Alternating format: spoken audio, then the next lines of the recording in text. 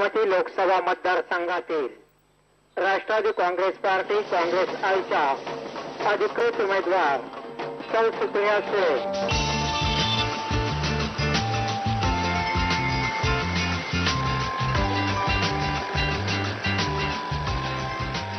Election यात्रा में आपका स्वागत है। आज हम महाराष्ट्र के बारामती और पुणे इलाकों का जायजा लेंगे। शरद पवार ने 1967 से लेकर करीब 1 डजन से ज्यादा चुनाव यहां बारामती से जीते हैं और अब उनकी बेटी सुप्रिया सुळे यहां से उम्मीदवार हैं। तो चलिए बारामती से जानते हैं कि आखिर क्यों पवार परिवार की जीत बारामती से हरदम सुनिश्चित रहती है।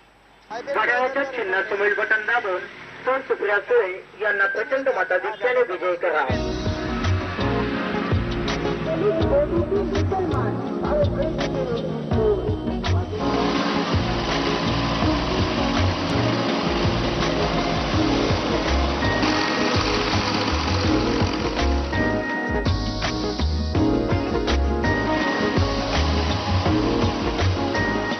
आपको बता दूं करीब आधी सदी पहले बारामती की ये जो जमीन है, ये जो मिट्टी है, ये पूरी तरह से बंजर थी। यहाँ बारिश बहुत कम होती है जिस वजह से बहुत किसान भूखे रहते थे यहाँ पे।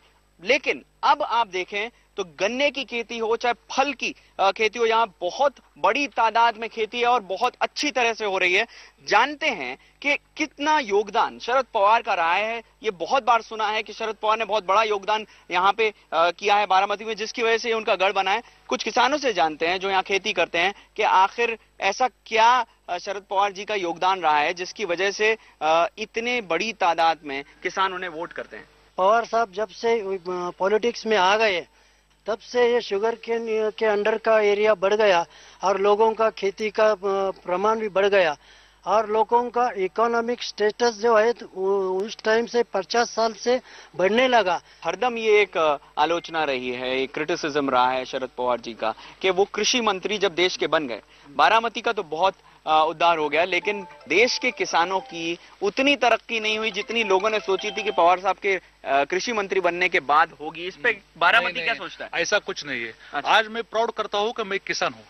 आप सोचिए 2004 तक कोई भी राष्ट्रीयकृत बैंक किसानों को कर्जा देना तो छोड़ दो, किसानों को खड़ा भी नहीं करती थी।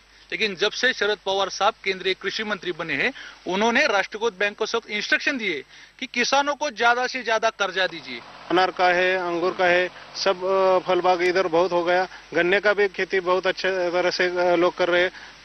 इसके वजह से बहुत से तरुण लोग भी सभी इसमें खेती करने में आ गए। हमारे गांव का जो युवा वर्ग है ग्रेजुएट है, बहुत सारे ग्रेजुएट लोग हैं, उनको नौकरी भी मिल सकती थी, लेकिन कई लोग ऐसे नौकरी छोड़ के आज खेती में काम कर रहे हैं, खुद की खेती में। जहाँ पे बहुत कम बारिश हो रही है उससे भी कम बारिश हमारे इलाके में होती है, लेकिन फिर भी हमारी खेती डेवलप है क्योंकि यहाँ पढ़ा लिखा युवक खेती में आ रहा है। बहुत सारे देश में लोगों से बात करें तो उनकी जो छवि है शरद पवार की, वो है कि वो मानते हैं कि वो भ्रष्टाचार में लिप्त हैं, इस वजह से गुस्सा है उनके खिलाफ। हमारे देश में एक ट्रेजेडी है कि कोई दूसरा आरोप ना हो तो चलो भ्रष्टाचार का आरोप लगा दो, कितने भी दिन वो चलता है। ये थी किसानों की राय, जो मानते हैं कि एक सुप्रिया सुळे का यहाँ से चुन के आना महज एक औपचारिकता रहे। और दूसरी बात ये कि जब उनसे पूछा गया कि भ्रष्टाचार के आरोप लगते हैं शरद पवार पे, बोलते हैं ये निराधार आरोप हैं। अब हम रुख करते हैं सुप्रिया सुळे जो शरद पवार की बेटी हैं और यहाँ से खड़ी हो रही हैं, उनसे बात करते हैं। वो हमें मिलेंगी यहाँ से 200 किलोमीटर दूर वेल्हे तालुका में। चलिए वहां चलते हैं।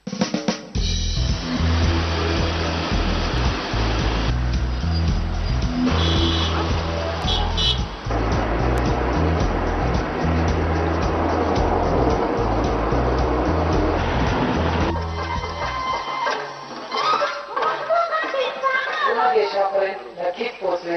आचरणी काल मी एकच गोष्ट मागितली, यावर्षी पाऊस चांगला झाला पण इलेक्शन यात्रा पे हम भाकिंगर गांव आ चुके हैं। सुप्रिया जी यहाँ पे अभी गांव के वासियों से बात कर रही थी। सुप्रिया, आपकी हर सभा में सबसे पहले एक लड़की स्टूडेंट जो होती है वो आपका स्वागत करती है। दूसरे गांवों में हम देखते हैं कि कोई ना कोई मेल सदस्य ही स्वागत करता है। ये सबसे अलग चीज दिख रही है। ये अलग नहीं, हमारे यहाँ लड़का हो या लड़की, हम जेंडर इक्वालिटी में काम करते हैं, विश्वास रखते हैं। आदरणीय पवार साहब ने आरक्षण पहली बार इस देश में महिलाओं के लिए लाया और महाराष्ट्र की परंपरा है कि महिलाओं को हमेशा मान सम्मान दिया जाता है और मेरी कोशिश रही है कि इस क्षेत्र में जितनी शिक्षा लड़कों को मिले उतनी ही शिक्षा लड़कियों को भी मिले और मुझे आज बहुत आनंद है कि मेरे क्षेत्र में लड़कियां डॉक्टर, इंजीनियर, एमपीएससी, यूपीएससी ऐसे जो उनके ख्वाब थे वो आज सच्चाई हो रही है। ओके सुप्रिया, इस बार अगर देखें, पिछली बार आप यहाँ से चुन के आई थी, इस बार आपको लग रहा है जो एंटी इनकम्बेंसी, जो एक तरह से बोल रहे हैं कि एक वेव है यूपीए सरकार के खिलाफ, और यहाँ पे महाराष्ट्र में भी जो डेमोक्रेटिक फ्रंट की गवर्नमेंट के खिलाफ, तो उसका कुछ असर पड़ेगा, उसकी वजह से कुछ ज्यादा आपको दम लगाना पड़ रहा है इस बार, या आपका गढ़ है? नहीं, ऐसा नहीं, मैं तो गड़बड़ ऐसे कोई शब्द में मैं मानती नहीं, विश्वास नहीं रखती। मैं ओवर कॉन्फिडेंस किसी के बारे में, किसी के चीज में कभी भी नहीं होती। मेहनत करोगे तो लोगों का विश्वास जीतो और आप चुन के जरूर आएंगे।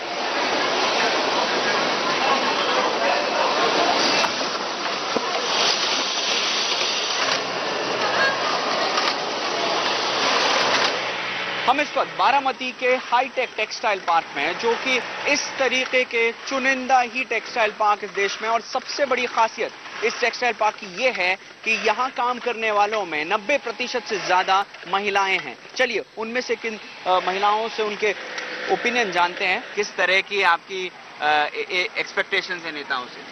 नेताओं से क्या एक्सपेक्टेशन हो सकती है, बस हमारे लिए कुछ अच्छा करें, आम लोगों के लिए, इतना ही। अच्छा। और क्या आम लोगों को फायदा हो नेताओं का। अच्छा, ये आप ये ना हो कि खुद का खुद पैसे खा के बैठ जाए।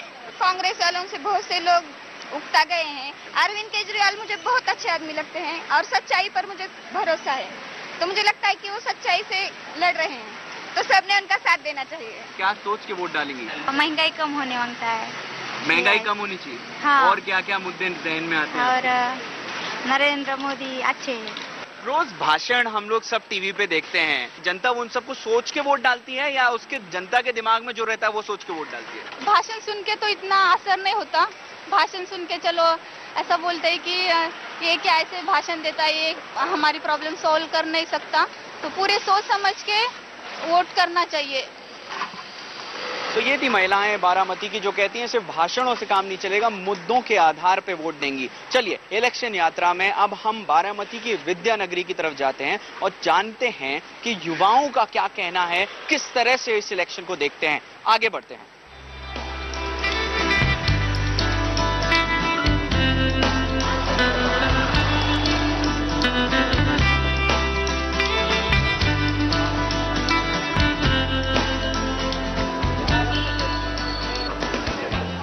इलेक्शन यात्रा पे एक बहुत महत्वपूर्ण मोड़ पे खड़े हैं हम। अब हम बारामती की विद्यानगरी में आए हैं, जो कि एक तरह से पिछले कई सालों में देखा गया कि बारामती बहुत ऊंचा उठा है शिक्षा के क्षेत्र में, और इसी सिलसिले में यहाँ के युवा वर्ग से जानते हैं कि वो क्या सोचते हैं इन इलेक्शंस के बारे में।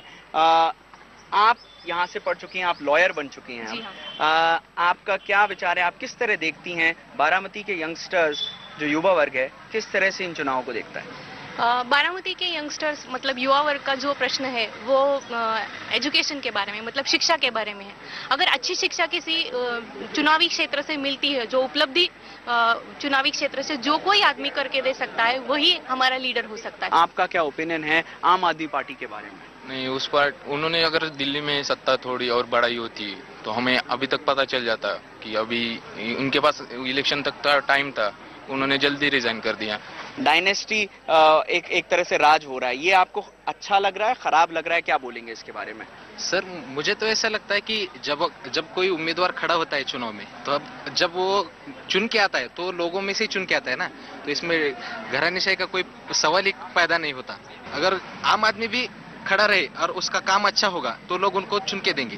ट्विटर, फेसबुक, इन पे प्रचार बहुत हो रहा है। नरेंद्र मोदी के कितने फॉलोअर्स हैं, राहुल गांधी के कितने फॉलोअर्स हैं, इस पे सबका ध्यान है। आपको लगता है कि चुनावों का एक तरह से एक अंतर आया है, जिस तरह से चुनाव पहले लड़े जाते थे और अब लड़े जाते हैं? जी हाँ, बिल्कुल। चुनाव के तरीके में बहुत ज्यादा अंतर आया है, क्योंकि आज की जो जनरेशन है वो बहुत ज्यादा फेसबुक, ट्विटर, इंटरनेट की और व्हाट्सएप की है। तो इसी माध्यम से अगर यंगस्टर्स को चुनाव की तरफ अट्रैक्ट करना हो तो ये सब माध्यम यूज करना बहुत जरूरी है। युवाओं का बारामती में एक सीधा सवाल है कि टेक्नोलॉजी जो यूज करेगा, जो युवा वर्ग के साथ रहेगा, वो उनका नेता कहलाएगा। अब हम ब्रेक में जाते हैं। ब्रेक के बाद हम यहां से 100 किलोमीटर दूर पुणे शहर जाएंगे, जहां पे जो कि सांस्कृतिक राजधानी है महाराष्ट्र की, और वहां जानेंगे कि लोगों का क्या सोचना है। इलेक्शन यात्रा जारी रहेगी ब्रेक के बाद। शरद पवार, सोनिया गांधी, नरेंद्र मोदी, राहुल गांधी सब एक ही मंच पे हैं।